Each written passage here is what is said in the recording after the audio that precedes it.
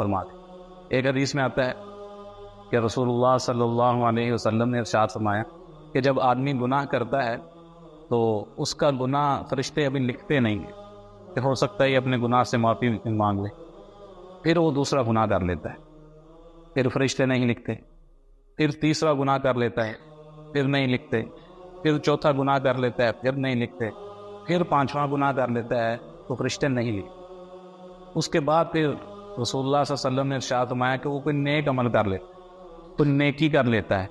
تو اللہ جل شانہ کی رحمت اتنی زیادہ ہے کہ جب وہ نیکی کرتا ہے تو اس نیکی کے بدلے میں اللہ جل شانہ اس کے ان 5 گناہوں کو معاف فرما دیتے ہیں اور نامہ اعمال میں 5 نیکیاں لکھ دیتے ہیں۔ کیوں؟ اس لیے کہ من جاء بالحسنۃ فلہ 10 امثالها، کہ یہ اللہ کا قانون اور ضابطہ ہے کہ جو ایک نیکی کرے گا اللہ جل شانہ اس کو 10 نیکیوں کے برابر اجر عطا فرماتا ہے۔ تو اس آدمی نے 5 گناہ کیے تھے،